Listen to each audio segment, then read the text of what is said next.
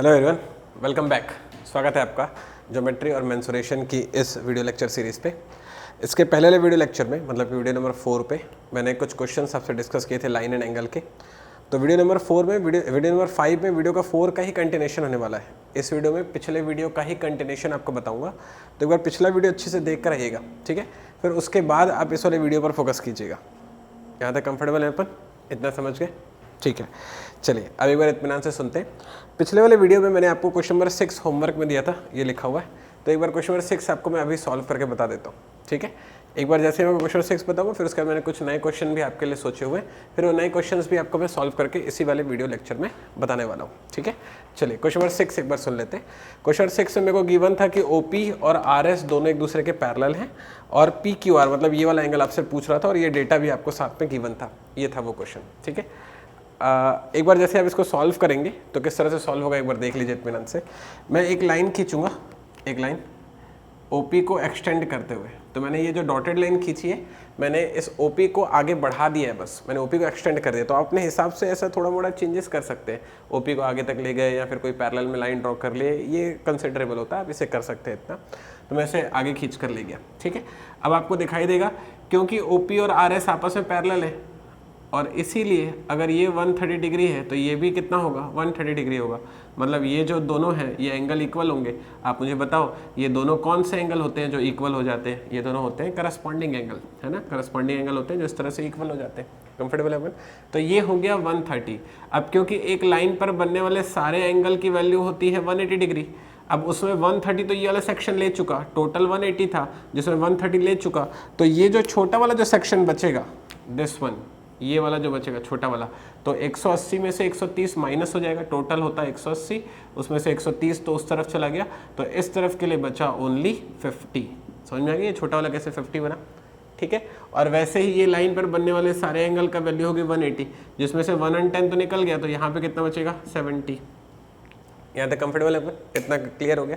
अब आपको ना एक ट्रायंगल दिखाई दे रहा होगा, ये रहा वो ट्रायंगल, देखो बना के दिखाता हूँ आपको। ये रहा वो ट्रायंगल, आपको ट्रायंगल दिखाई दे रहा होगा, दिखाई दे रहा है ट्रायंगल।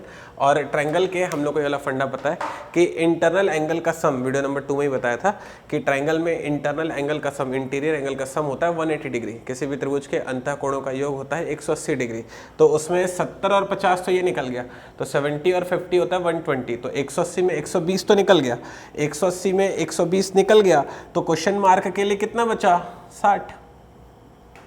आया पॉइंट समझ में? तो अंदर के तीनों का जो सम है वो होना चाहिए था 180।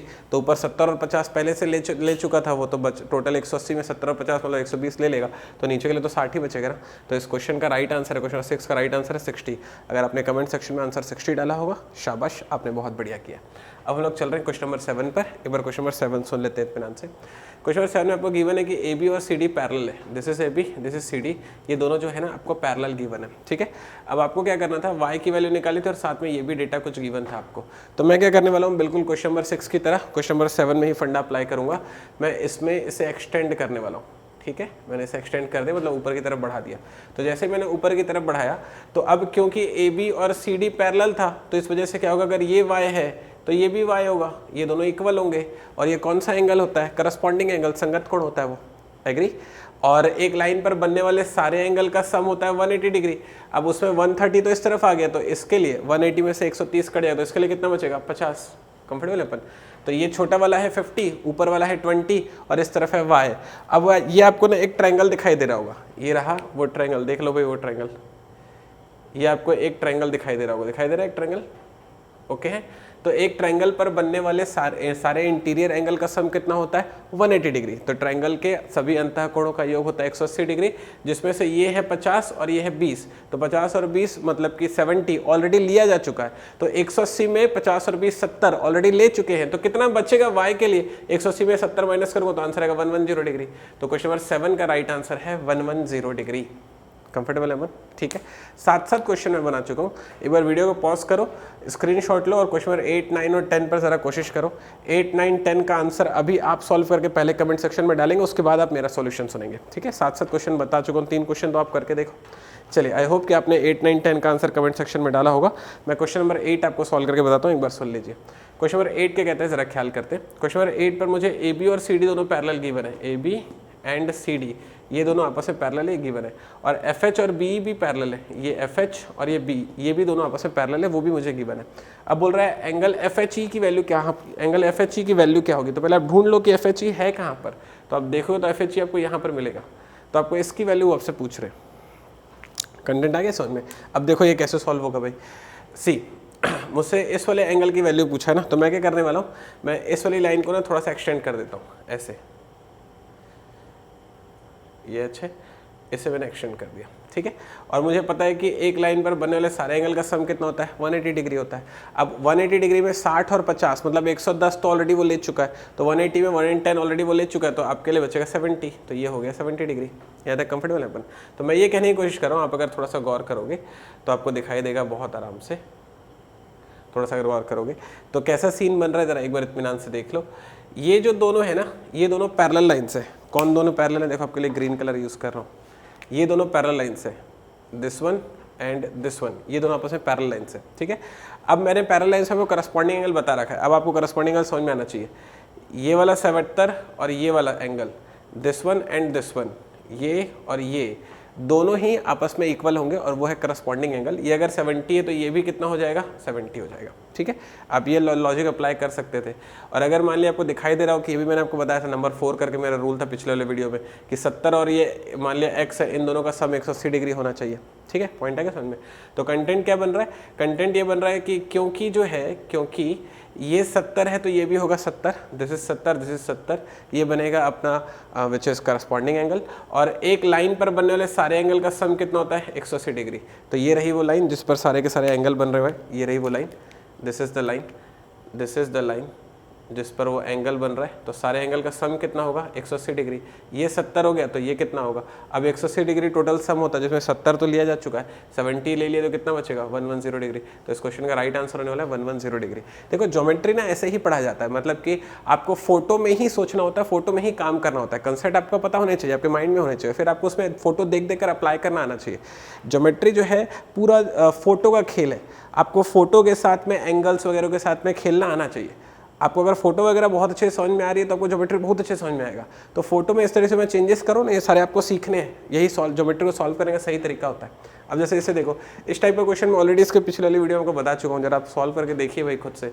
एक्स ओ वाई पूछ रहा है, एक्स ओ वाई मतलब ये वाला एंगल आपसे पूछ रहा है, ठीक है।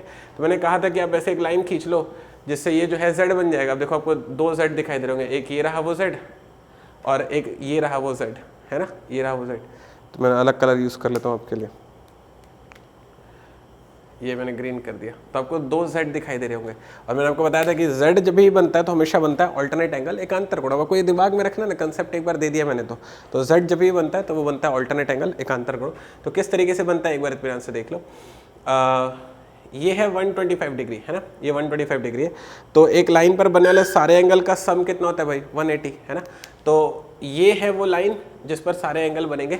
तो 125 180 में से निकल गया, गॉट इट। तो इसके लिए कितना बचेगा भाई, 55, ये हो गया 55। तो ये छोटा वाला है 55 और ये है 125, दोनों को जोड़ोगे तो 180 आ जाएगा, गॉट इट। अब ये 55 है तो z में ये वाला पॉइंट और ये वाला पॉइंट इक्वल होगा, तो ये भी हो जाएगा 55। जरा इत्मीनान से सीखो भाई, this one and this one, blue colour का वो z बन रहा है, ओके। और ये 35 है तो ये भी क्या होगा, 35 होगा, समझ में आ गया। 55 और 35 इस तरीके से बनेगा, ठीक है। तो आप अगर पूरा देखोगे तो ये पूरा एंगल जो है, ये पूरा 55 और 35 को ऐड करोगे तो 5 और 4 हो जाएगा 9, 90 डिग्री होने वाला है। दिस इज 5 और 5 10, 5 3 8 और 1 हो गया 90 डिग्री। ये पूरा है 90 डिग्री। लेकिन उसने आपसे एक्स ओ वाई पूछा हुआ है, एक्स ओ वाई मतलब बाहर की तरफ पूछा हुआ है। तो हमने सीखा हुआ है कि एक पॉइंट पर बनने वाला कंप्लीट एंगल होता है 360 डिग्री। फर्स्ट वाले वीडियो में बताया था, जाकर देख कर एक कंप्लीट एंगल क्या होता है। कंप्लीट एंगल होता है 360 डिग्री। अब जरा समझना, ये पॉइंट है ओ, ठीक है, ये पॉइंट है ओ। अब उसका इतना सेक्शन 90 हो गया है, ये रहा वो, और इसका इतना सेक्शन क्या होगा वो पूछ रहा है। इतना 90 है, इतना क्या होगा पूछ रहा है। और कंप्लीट एंगल होता है 360 डिग्री। कंफर्टेबल है अपन, इतना 90 है, इसके पीछे वाला आपसे पूछ रहा है, सामने वाला 90 है, पीछे वाला क्या होगा ये कह रहा है। और कंप्लीट होता है 360 डिग्री, ठीक है। क्योंकि कंप्लीट 360 डिग्री होता है तो सामने वाले हिस्से ने 90 ले लिया, तो इसके पीछे वाले हिस्से में 360 में से 90 कम कर दोगे तो यहाँ पर कितना बचेगा, 270 बचेगा ना। पॉइंट है समझ में। तो क्योंकि ये सामने वाला 90 और कंप्लीट 360 होता है तो पीछे के लिए कितना बचेगा, 270 बचेगा। तो क्वेश्चन में पूछ रहा है एक्स वाई की वैल्यू कितनी होगी, एक्स वाई की वैल्यू 270 होगी। आया पॉइंट समझ में? तो मैं ये फोटो में हॉटस्पॉट इसलिए कर रहा हूँ कि आप उसको धीरे धीरे देखकर समझो और इसी तरीके से पेपर में आपको सॉल्व कर रहे हैं, यही सही तरीका है। अरे यार पकड़ो, चलो एक बार फिर से सीखते हैं वाले क्वेश्चन पे। क्वेश्चन क्या है एक बार समझ लो इत्मीनान से। क्वेश्चन में ईसी और एबी आपको पैरेलल गिवन है, this is EC and this is AB, ये दोनों आपको पैरेलल गिवन है, ठीक है। आपसे ओबीडी पूछ रहा है, ओबीडी आपसे ये पूछ रहा है, मतलब ये वाला एंगल आपसे वो पूछ रहा है, ठीक है। चलो एक बार आपको ये वाला सॉल्व करके बताते हैं, इत्मीनान से देख लो किस तरह से सॉल्व होगा ये। देखो क्योंकि ये दोनों लाइन पैरेलल है, this one and this one, ये दोनों पैरेलल है, तो अगर ये 70 है तो ये भी क्या होता होगा, 70 होता होगा। इतने लिए समझ में आ गई? अगर ये 70 है तो ये भी 70 होगा। ये कौन सा एंगल है सर? ये करस्पॉन्डिंग एंगल है ना, संगत कोण, अभी भी सिखाया था, ठीक है। अब एक लाइन पर बनने वाला सारा एंगल होता है 180, ये रहा वो एंगल, ये सारा का सारा है 180, है ना। 180 में 70 तो कट चुका, 180 में 70 कट चुका, तो यहाँ अंदर के लिए इतने हिस्से पर क्या बचेगा, 110 बचेगा ना, ठीक है। तो ये इतना हिस्सा हो गया 110। अब ये पूरा का पूरा एक ट्रायंगल बन रहा है, ये पूरा का पूरा एक ट्रायंगल बन रहा है, ये रहा वो ऐसे, ठीक है। ये पूरा पूरा एक ट्रायंगल बन रहा है, तो ट्रायंगल के सारे इंटरनल एंगल का सम कितना होता है भाई, 180 डिग्री, ठीक है। सारे इंटरनल एंगल का सम होना चाहिए 180 degree.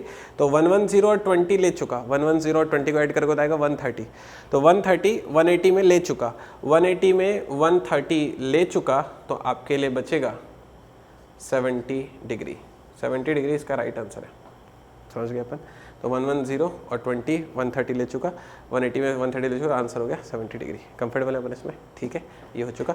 Now we are going for question number 11। जरा क्वेश्चन नंबर 11 पे आंसर देख लीजिए। मुझे ये शेप गिवन है, शेप में क्या क्या कॉर्नर है देख लो, ए बी सी और डी, मुझे ये शेप गिवन है, ठीक है। और ये स्मॉल ए है, स्मॉल बी है, स्मॉल सी है और स्मॉल एक्स है। कंफर्टेबल है? तो एंगल्स जो है स्मॉल ए, स्मॉल बी, स्मॉल सी और स्मॉल एक्स है, और जो पॉइंट्स जो है वो capital A, capital B, capital C, capital D है। ये दो अलग अलग चीज़ें हैं। कंफर्टेबल है? तो ये दोनों सी में कंफ्यूज मत होना, ये कैपिटल सी है पॉइंट वाला और ये स्मॉल सी है एंगल वाला, ठीक है।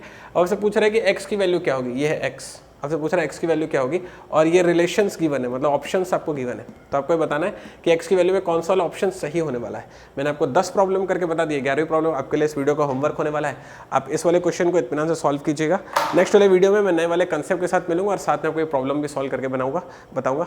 बने रहिएगा।